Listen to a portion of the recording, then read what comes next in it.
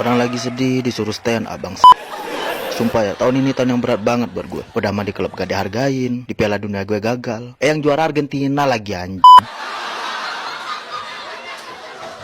Gue nggak masalah siapapun yang juara. Yang namanya kompetisi siapapun berhak lah. Tapi jangan Argentina juga dong. Bukan apa-apa. Masalahnya Argentina yang juara, gue yang beban. Masa Messi punya gelar juara World Cup gue enggak? Selama ini kan lu tahu, semua yang Messi dapat gue juga dapat. Messi juara La Liga, gue juga. Messi juara Champions, gue juga. Messi Copa America, gue punya Euro. Messi Ballon d'Or, gue juga punya. Nah sekarang Messi dapat trofi World Cup, gue dapat apa? Trofi Man of the Match perlawan Ghana. Gue dapatnya itu doang. Lu biasanya kalau iri temen lu punya satu barang, lu bisa beli barang yang sama, iya kan? Nah ini Piala World Cup gue mau beli di mana? Di Shopee? Gak ada. Kalaupun ada ngapain gue beli?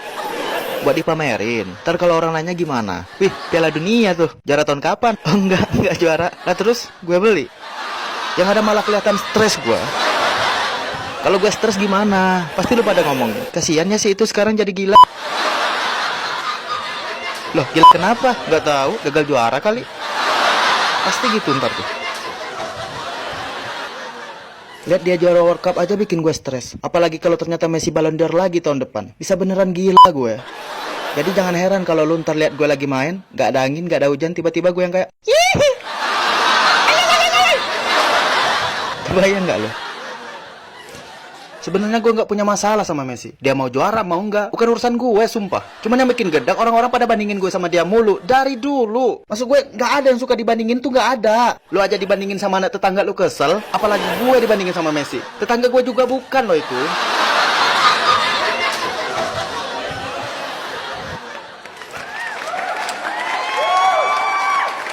Gak enak loh dibandingin tuh. Kalau nggak percaya lu cobain deh. Ntar lu lagi berduaan sama pacar lu nih, terus tiba-tiba aja ngomong, aku perhatiin kamu tuh jelek banget ya. Beda banget sama mantan aku dulu. Sumpah, itu kalau nggak diputusin gampar loh.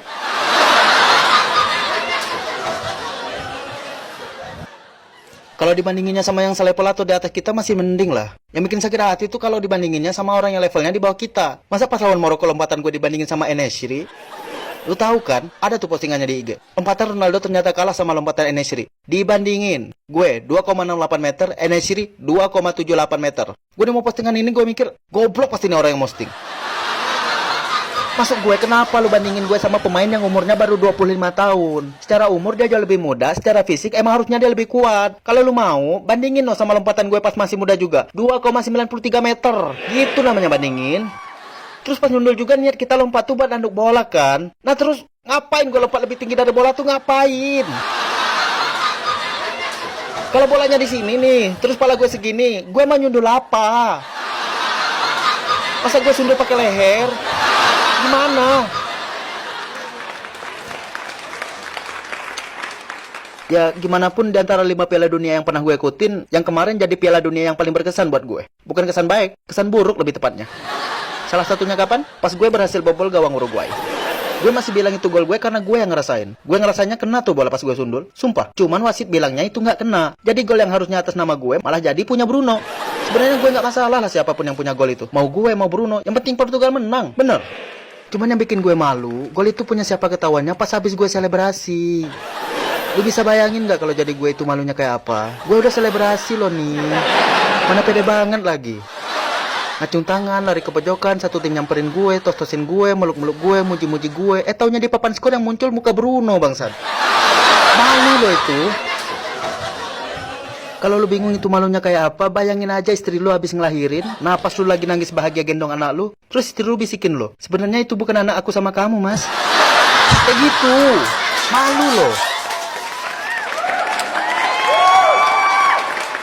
Ya, walaupun banyak hal yang gak enak selama di Qatar, ada satu yang bikin gue bahagia pas pulang dari sana. Lo tahu apa? Yap, akhirnya gue dipecat dari MU. Lo. Pada seneng gue bahas MU kayaknya ya. Oke, kalau gitu, mari kita bahas MU sekarang.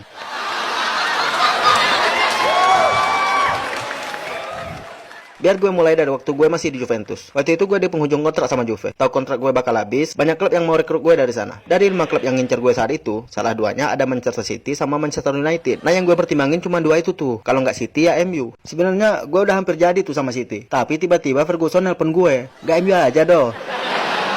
Kan di sini pengen banget lo kesini. Ingat kan dulu pas lu di MU kayak apa? Emang lo gak mau kayak dulu lagi? Juara Premier League, juara Champions, menang Ballon d'Or. Dia ngomong gitu tergiur dong gue. Ya udah, besokannya gue langsung ke sana buat tanda tangan kontrak. Nah, habis ini lu tahu nih kelanjutan gue di MU bakal gimana? Trofi Premier enggak, Champions enggak, Ballon d'Or enggak, malah jadi tai gue. Sama sekali nggak dihargain. Musim pertama masih oke lah. Dari 38 match gue nyetak 24 gol buat nih klub setan. Tapi kan percuma sebanyak apapun lo ngegol kalau backnya goblok lawak mulu.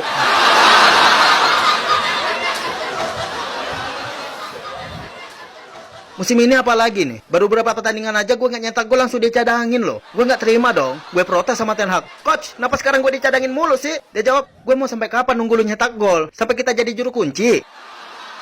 Ngerasa nggak adil, gue tunjuk tuh pemain lain. Dia aja belum nyetak gol sampai sekarang lu mainin tuh. Kenapa gue enggak? Ada kayak langsung kayak, gue kiper anjing.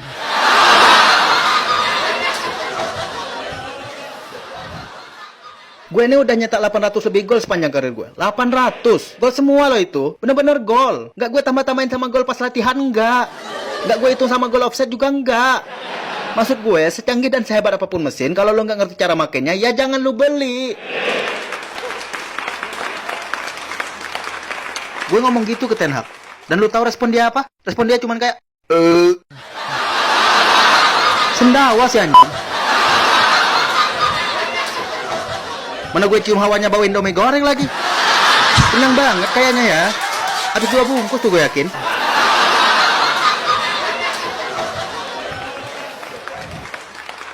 Sedih loh jadi pemain cadangan. Sebelum pertandingan disuruh pakai sepatu juga, ikut pemanasan juga, ngapain? Gue pemanasan tapi nggak main tuh buat apa? Gue tanya. Adu sprint sama hakim garis. Buat apa? Takut cedera? Gimana? Cedera lagi duduk tuh gimana? Kemungkinan terburuknya karena kelamaan duduk paling kesemutan. Udah itu doang. Mana di bangku cadangan gue sebelahan sama Maguire lagi. Duduk sama dia bukannya cedera fisik malah cedera otak gue. Gue lagi malas ngomong karena dicadangin, diajak ngobrol mulu. Bang, lu benci juga gak sih bang sama De Gea? Malah gibah sih bang. Makin gak gue ladenin makin jadi. Tadi kan gue nabur paku payung di sepatu De Gea bang. Tapi kok dia kayak biasa aja ya? Tiba-tiba Eriksen jambak dia dari belakang. Itu sepatu gue bang.